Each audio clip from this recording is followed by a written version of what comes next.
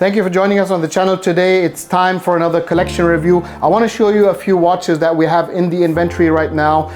You might have seen a few already. There's some which we haven't shown yet, so let's get right into it. We start with a Cartier. It's one of my favorite Cartiers from the neo-vintage era. It's a Monopusher Chronograph 2356B in yellow gold. This is part of the former Cartier CPCP collection, the Collection Privée Cartier Paris, which is exclusively retailed by Cartier boutiques only, and it features Paris on the dial. So this one is a Monopusher, a very interesting watch that has a special movement that was created by the THA Ebauché, which is a company that three geniuses of our watchmaking today have been founded. One of them was François Paljourne, there was Vienny Halter, and the co-founder of De Bethune was also part of it. So they have put some special craftsmanship into these movements in terms of finishing, accuracy, and higher standard. Here on this watch, we have a case back to show the movement. This is known as the François Paljourne Cartier movement. A very interesting movement with only one pusher for the chronograph. So you have a small gap between the crown and the case to start the chrono. So there's a 30-minute counter only. You start the chrono with a single pusher, you stop it, and you reset it. Very nice, very interesting without it has a round dial, though the watch has a Tortue shape. It's actually called the Cartier Tortue. I forgot to mention that.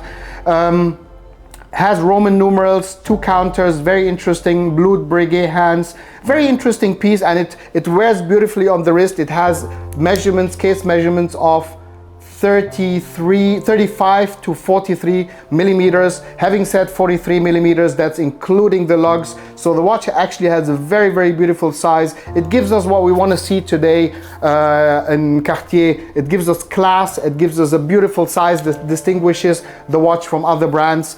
Very, very interesting piece. This one is from 2005, and it also has the papers, comes on a Cartier strap, and the original déployant buckle. Very, very interesting, really one of my favorites. It exists also in white gold. This one here is in yellow gold.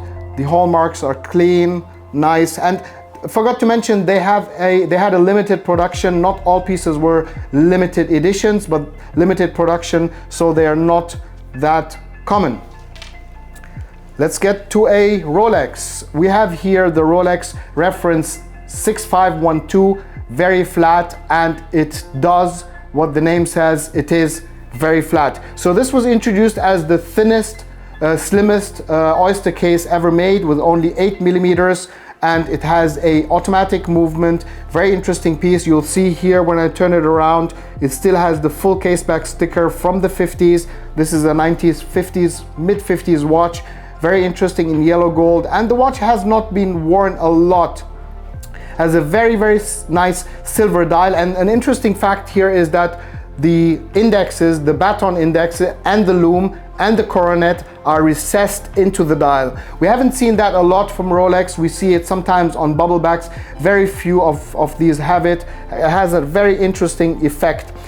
Seconds at 6 o'clock, and interestingly, this one is lacking the very flat signature on the dial. Usually it is placed at under the crown at 12 o'clock. This one has the chronometer certification mentioned at its place, so it's very unusual. Swiss marked dial.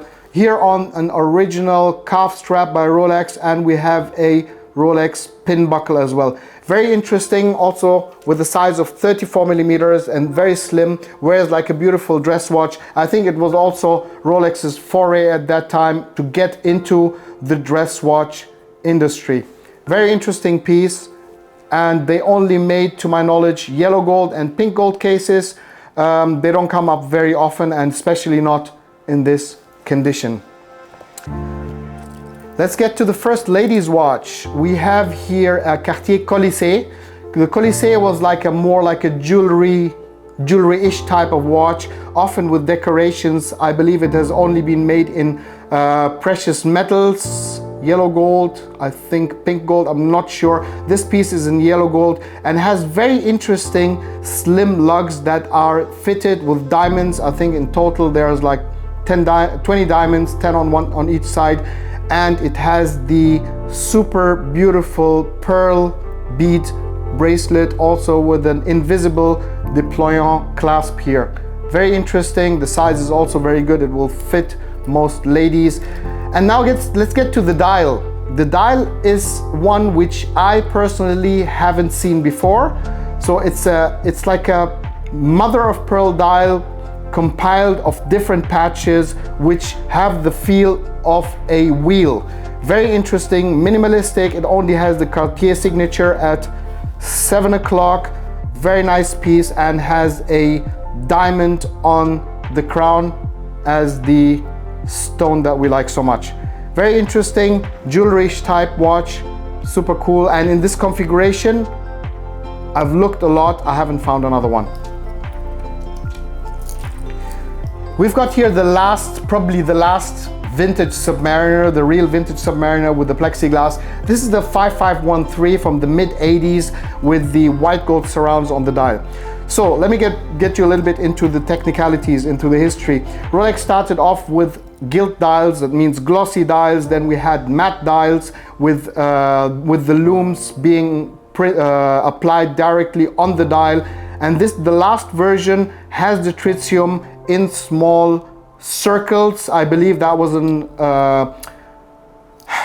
enhancement of quality, that the loom doesn't flake off like on some of the matte dials. So it has a very interesting effect. If you look at it in the light, it has a little bit somewhat from a gilt dial.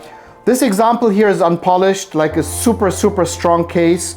Matching quality condition bracelet. You see there's not much stretch, but it has also the similar sharpness than the case.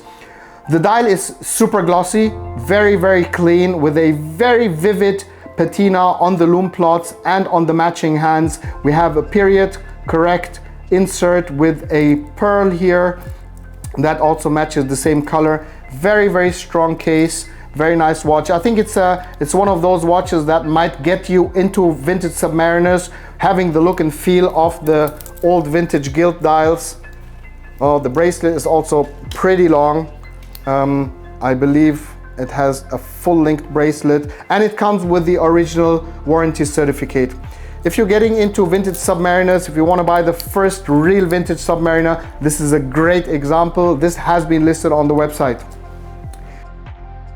We've got here a beautiful watch. This is a Patek Philippe 3603 with the so-called Beta21 movement. Very brief description on the movement. So in the 70s, when the quartz crisis hit, 21 watch brands, including Rolex, Patek, Piaget, IWC, and some others, got together in a consortium which is called I forgot the name, CET, I think, in Switzerland, and they started working together on a quartz movement, and the result was the Beta21 movement, which has become very iconic.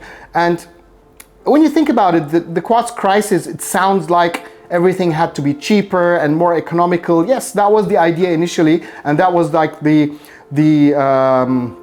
concern the brands had, but they put quite some money into the development of these movements. And having said that, we see a quartz movement here in a full yellow gold watch with a yellow gold bracelet. That means it was not only a thing to kind of drop the prices in the watches, make them more economical.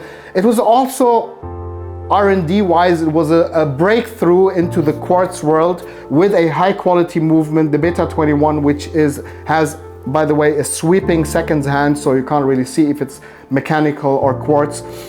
And the transition from mechanical watches into quartz watches was something like, how can I say, the transition from a Nokia 6110 to the first smartphone with a touchscreen.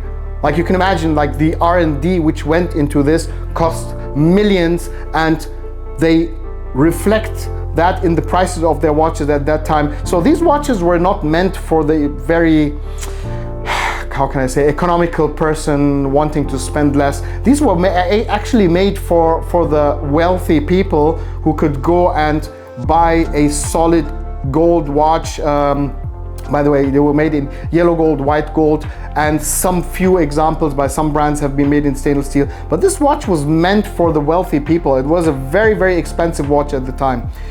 This one measures almost 10 millimeters thickness, so a very chunky case. I think the movement needs also a lot of space. That's why most of the Beta21 watches have large cases. Very nice stepped square rectangular case with the dial being actually in an ellipse shape. Signed crown, very interesting bracelet, very thick. You can see here. Super nice finishing. Very nice golden dial. The dial I can't see anywhere on the dial. We have a date at 6 o'clock. Strong Dauphine hands. Very interesting watch, and it has a personalized engraving on the back. We love these. And the bracelet is so long that I can probably not wear it like this. Super cool watch. Very historically important piece, and it looks fantastic. Very monochrome. Here's another ladies' watch. Look at it, and this is not a Cartier. This is a JLC tank style, a mini tank with a very prominent Roman numerals, and it doesn't feature the same track that you see on a Cartier, the railroad track. Blued hands, blued sword hands, very minimalistic JLC signature in yellow gold. Very interesting. The hallmarks are very clear, case numbers are clear, and you also have, like on the Cartier tanks, you have here a sapphire cabochon. We believe this watch is from the 50s to 60s. Very interesting. No, I don't want to put it on my hairy wrist. Very interesting watch. I think it's something for someone who likes Cartier but wants something a little bit different. This one's from JLC, very interesting. We also have the original déployant clasp, but we don't have a strap right now to fit it on. It will come with the watch. Here it is on a black croco strap, which looks nice, but I think the future, whoever buys this watch, take some time to customize the bracelet for it. It will reward you. The deploying clasp is really nice. Let's get to the last watch for today. This is a Rolex 1601 date just in 18 karat yellow gold, featuring the red Jasper dial. So before we had day dates with stone dials, we had date just with stone dials only in the 4-digit period, which is I think the stone dial started somewhere around 1970 to 77, so they didn't make a lot of them. This is one of the nicest ones. The dial is absolutely to die for. Red Jasper with very light orange proportions, orange areas in the dial. We have no hairlines, no cracks in the dial. The matching hands, we have it here with a original Rolex buckle. The strap is new, it's not by Rolex. Super cool watch, very collectible. You don't find too many of these, and the color stands out absolutely beautifully, especially contrasting with the black suede strap. This was it for today. I hope you liked it. If you are interested in one of those watches, hit us up or check the website if it's already been listed. Share this with your friends. There's more reviews coming very soon. Subscribe and like the channel. Thank you.